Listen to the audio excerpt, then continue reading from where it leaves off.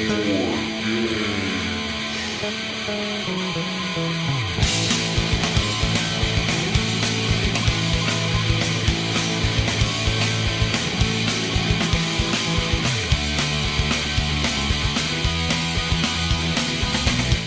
everybody, Jim here. Welcome back to my palatial Tokyo estate for another exciting edition of More Games.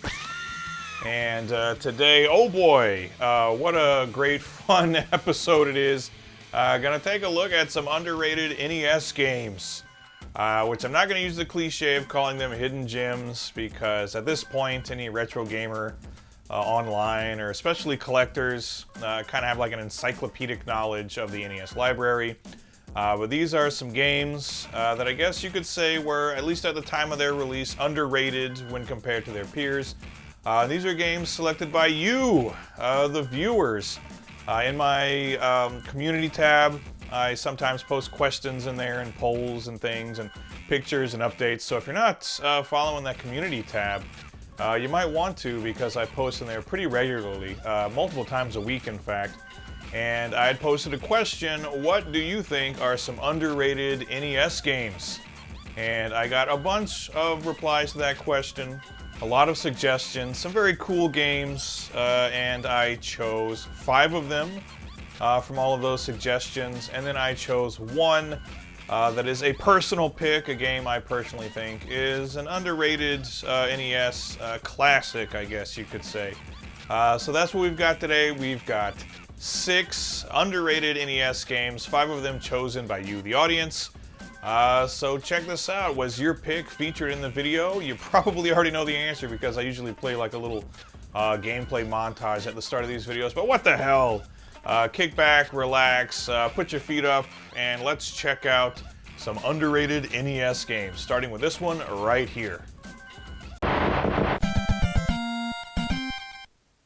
Okay, let's get started with the very awesome Bucky O'Hare. Captain Bucky O'Hare. That's all I remember about that cartoon, by the way, is the really cool theme song. This game was picked by GedIlT6498. And good pick, solid pick, because well, I think this game is probably pretty popular now among, like, you know, hardcore NES gamers. At the time, definitely an underrated game. I think just in general, like, Bucky O'Hare wasn't like a super popular property. I think that cartoon ran for like 1 season. And there is also a pretty cool arcade game, but I think the fact that just, one, it wasn't like a very well-known property at the time, plus this is kind of a late release. I think it was like 91 this game came out, so I honestly had never even heard of it when I was a kid. This is another one of those games I didn't know about until I was an adult and like getting into collecting retro games, and eventually got a copy for the Famicom.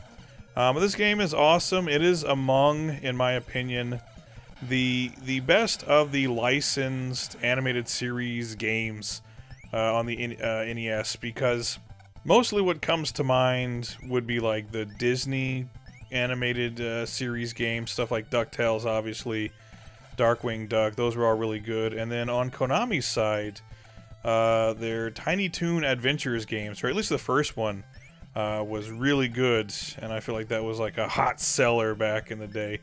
Bucky O'Hare not so much, but definitely stands up there with those, is better in many regards.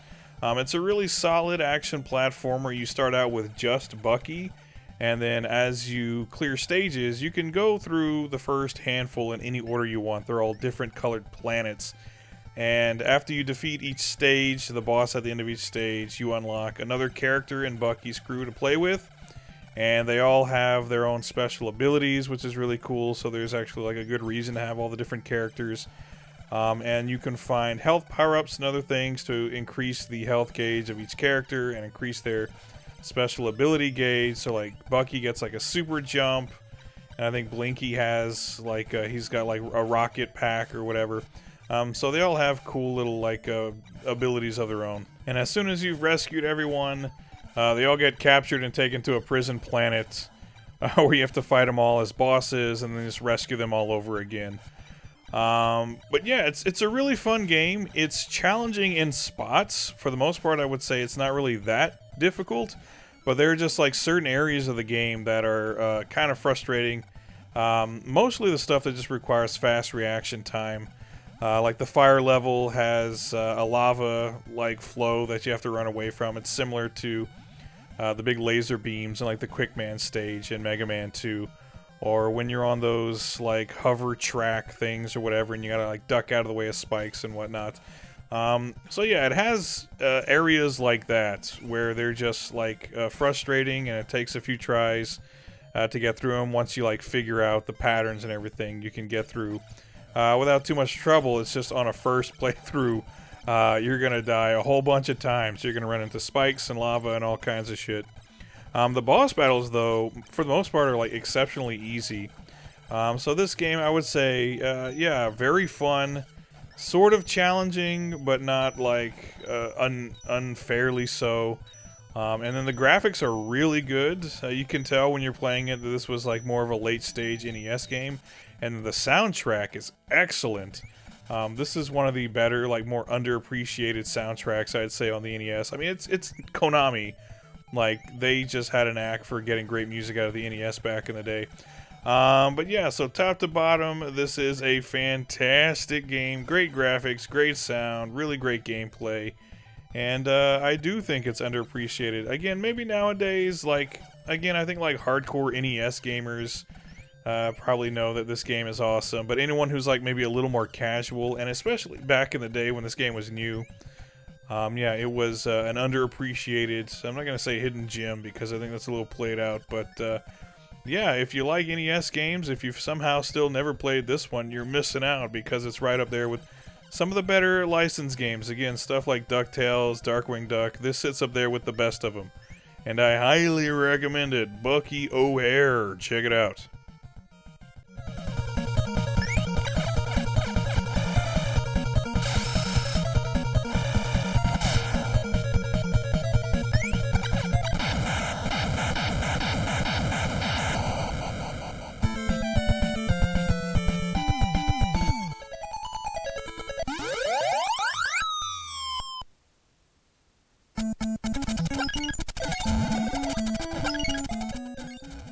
Next up, very fun little puzzle game. This is Kickle Cubicle, which is a port of the arcade game, if I'm not mistaken. This was chosen by Trek Butterworth. And good call, Trek Butterworth. This game is excellent. Basically, you play your little snowman guy. I think his name is like Kickle or something like that. But you just walk around these kind of like, I don't know, like glaciers, whatever they are, these little ice fields.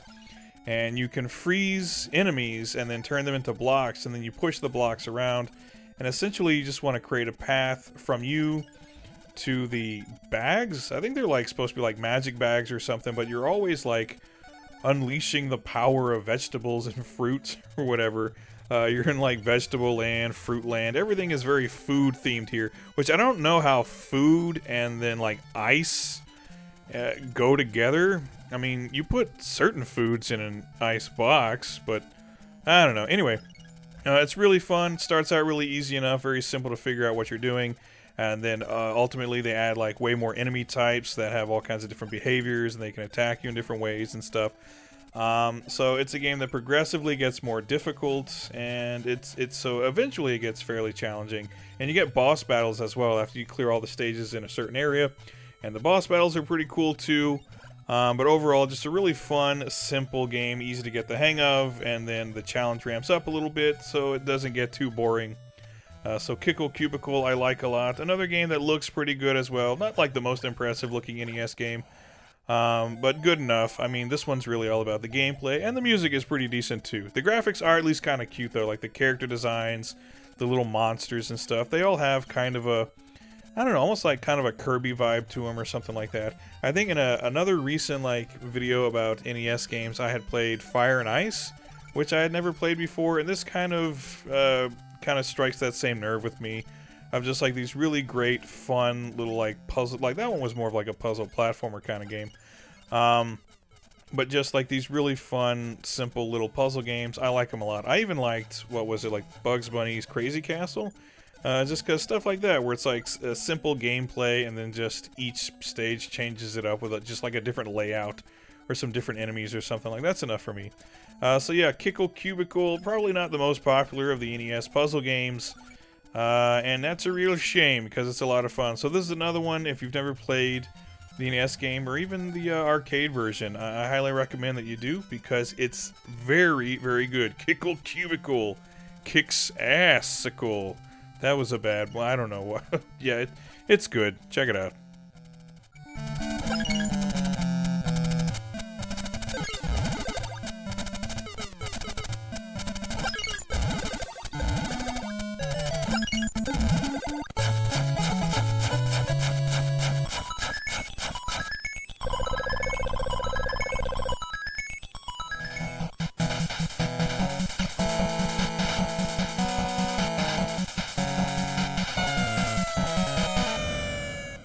Next up, Vice Project Doom, which is also known as Gunnac on the Famicom.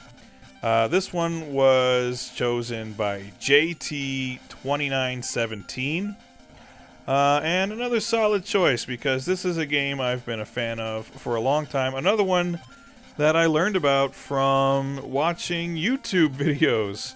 Back in like when the retro gaming stuff was really kicking off, like 2010-ish, you know, kind of in that area. That's when I saw a review of this game, and immediately thought it was looked cool because I had never heard of this game in my life, and it immediately like it had that cool kind of like I don't know, goes for like a little bit of a cyberpunk aesthetic. With like mutants and crazy alien invasion shit, and I think robots pop up in there somewhere. But you're this like private investigator guy. I guess he's supposed to be sort of like Deckard from Blade Runner. He kind of looks similar. But you're like solving a mystery and killing enemies and all kinds of stuff. And it breaks down into 3 different gameplay styles. For the most part, it's a side-scrolling action platformer. And it's sort of in the same vein as something like, you know, other like late era NES platformers. Like I think like Shatterhand comes to mind, or maybe something like Ninja Gaiden 3. It's in that same vein. So you have 3 different weapons that you can use. Your standard melee attack is like a laser whip kind of thing, I guess is the best way to describe it. And it's cool because like it hits things directly in front of you, but it'll even like, because it has an arc, it'll hit things overhead as well. So it's very useful. And then you have a gun as well that you can swap between with the select button. The gun has limited ammo, and it doesn't have the range isn't like entirely across the screen. Like it has a limited amount of range, but it is very useful. And then you also have a limited supply of grenades, and the grenades you throw them in an arc, and you throw them pretty damn far as well. So that's very useful. But for the most part, it's just like a very traditional, straightforward action platformer. You just have a few different types of weapons. The one thing about this game, though, I found the boss battles were, like, really easy. I mean, most games like this, once you figure out the pattern of a boss, the boss becomes pretty easy. But here, most of them are pretty easy, even just, like, the first time around. Like, you would expect the first boss to be really easy, but even when you get to, like, the 3rd or 4th boss, they're still really easy. You can just, like, blast through them with not much issue, really. So overall, this is not the most challenging game in the world. Yeah, there's some tough spots, but it's not as tough as like a Ninja Gaiden or a Castlevania. There are a couple of other different gameplay styles, though. There's a vertically scrolling shoot-'em-up segments where you're in your car and you're blasting down like weird mutant things on the road and like other cars and trucks and things. So that's fine. And then there are some reticle shooter segments where it scrolls and it plays in the same vein as, I don't want to say like, I don't know, the Punisher, but the Punisher's not like, you actually see, here you don't see your character. That's what I'm saying. Oh, it's more like Bayou Billy. That's what I was thinking of. Kind of like the shooting segments from Bayou Billy. And these are fine too. I mean, there's only a couple of them. This and the car sequences, there's only a couple. And for the most part, it's an action platformer, and that's the best part of the game anyway, so you'll be happy with that. But it's a lot of fun. It's a really solid game. Graphics are really good. Soundtrack is fantastic. All the cool cutscenes and things, that's all really nice. Yeah, overall, Vice Project Doom is like fantastic. And again, I think this is just another one that, one, it's a late era NES game. Two, it's like, who the hell would have known what? It's not like an established property. And then the cover art, as I recall, I've seen the cover art before. It's kind of shitty. The Famicom cover art even isn't really that great. It's the guy holding a gun. I think the North American one is like the guy and like a chick, and it doesn't really tell you anything about the game. Like, but just looking at the cover, like, oh, there's a guy and a chick, and he's got a gun, and that could be anything. So another one that's probably now, if you're hardcore into NES, you know this game is awesome. Maybe more casual gamers might not know how awesome it is. Maybe you haven't played it yet. And then definitely when it was first released, it was something that I can only imagine flew under most people's radar, because again, I never heard anything about this game until YouTube retro gaming was a thing, and then I learned about it that way. But yeah, another great one. My highest recommendation on Vice Project Doom, or Gunnac, whatever the case may be. If you haven't played it yet, definitely do, because it is indeed awesome.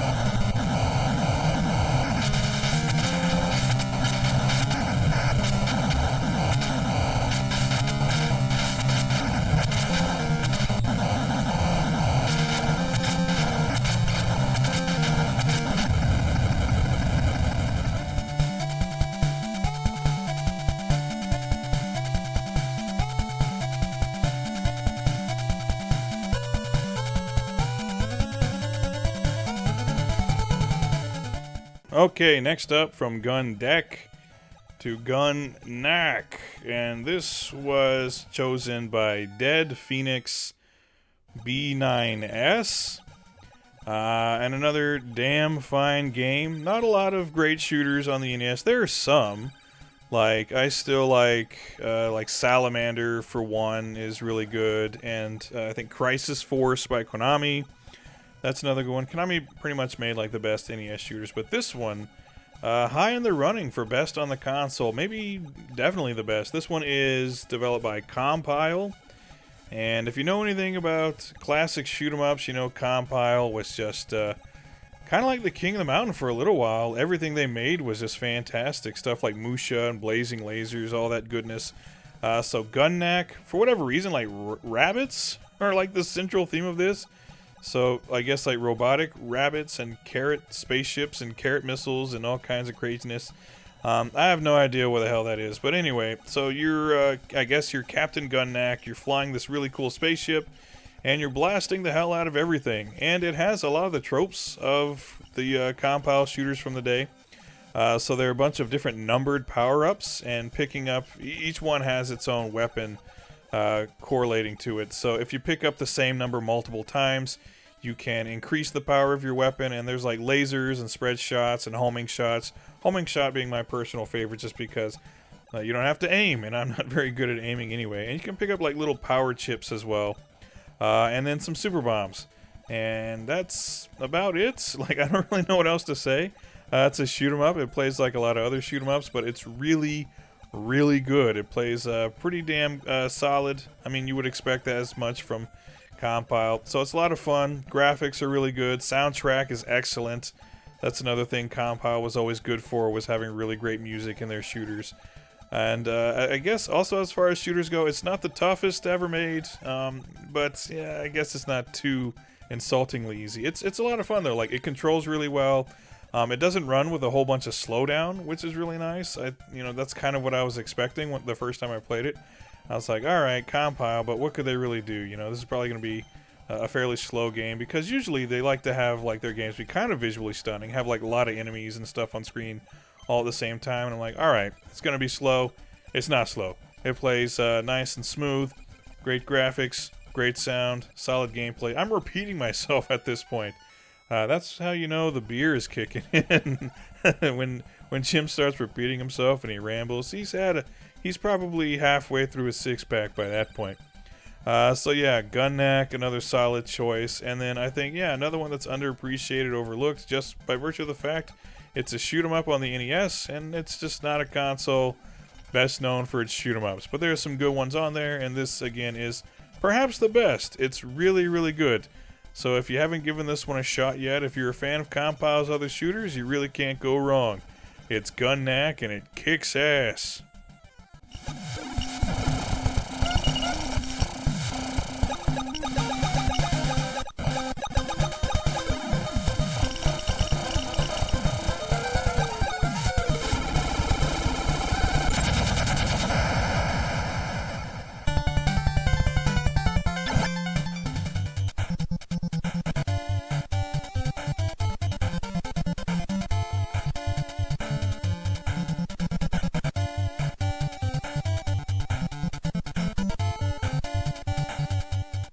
Next up, a little bit of sporting action for you. This is Super Spike V-Ball, which I think the Famicom version is called something like USA Championship Volleyball or something like that.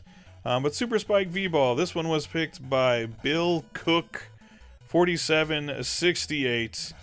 Yeah, thanks for picking this one, Bill, because it had been a while since I played it, and this is one of those games I remember at least being at a cousin's house when I was like maybe 5 years old, and they had this game, and they loved it and played the hell out of it.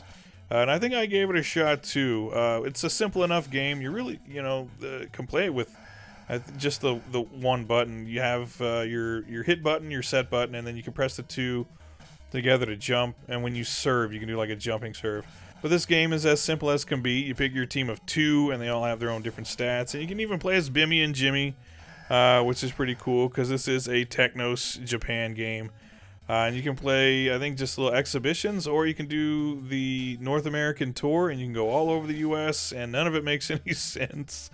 I don't think they're playing a lot of beach volleyball in like Chicago or New York or wherever. It makes sense when you're playing like Florida or like LA or something like that. Not so much Chicago or like Minneapolis.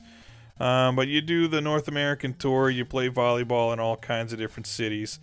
And it's just a hell of a lot of fun. Again, this is one that, like, I don't know what the hell I can really say about it, because it's as simple as it gets. It's just a volleyball game. But it controls really well, and it's intuitive. It's a pick up and play game. And then Technos Japan, they just made quality stuff back in the day.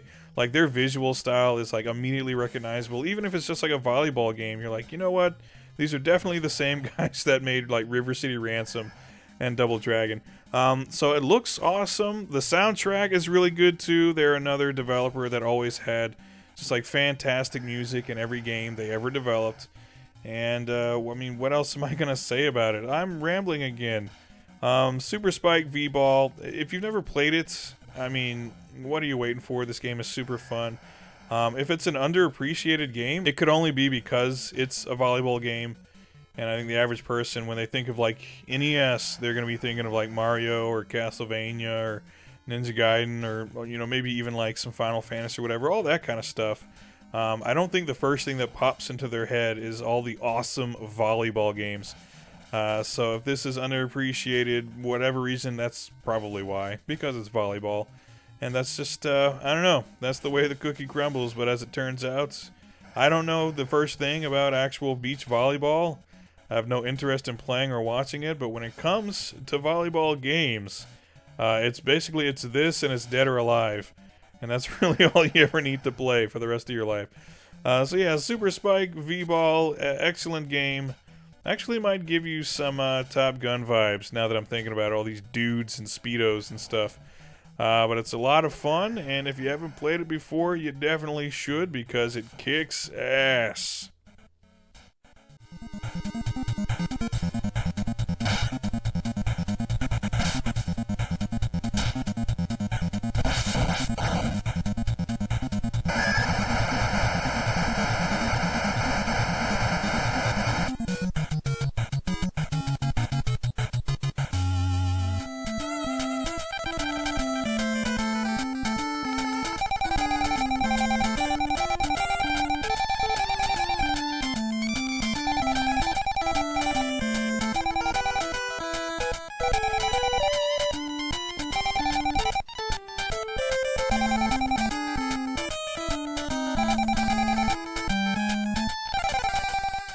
Okay, last but not least is Capcom's Codename Viper.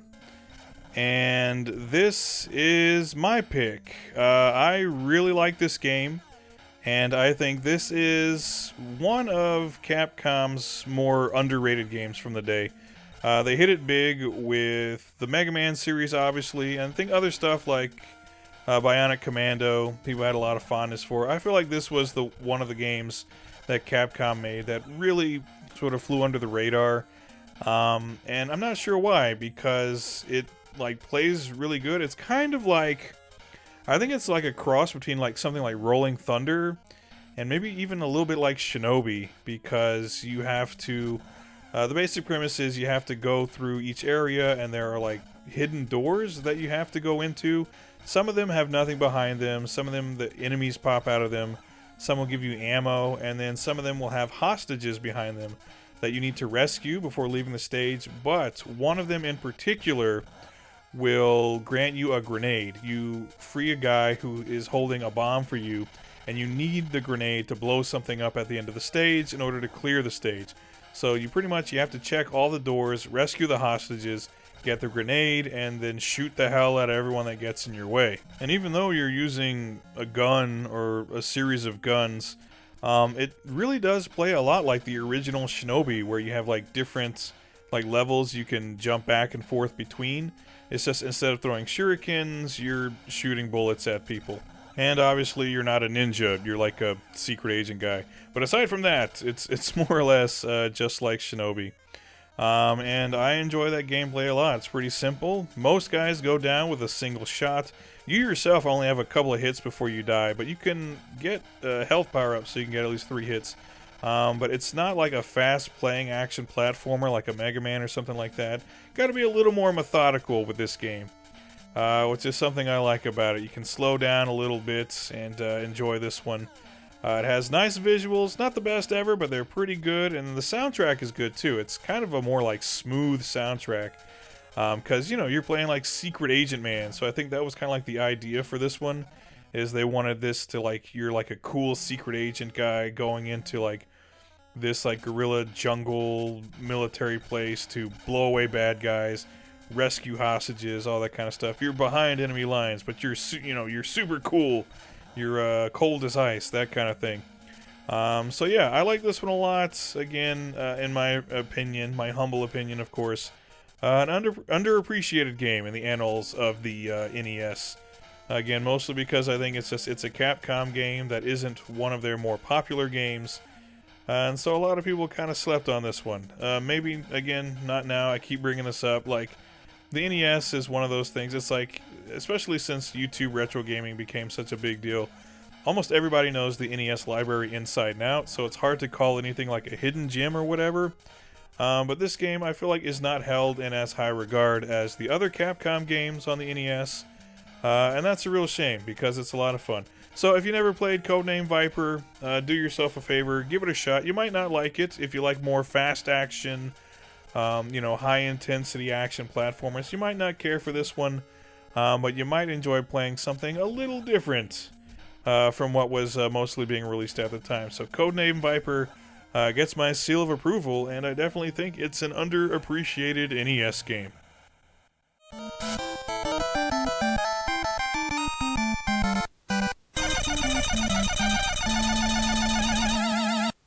So there you go, everybody. Those are some underrated NES games.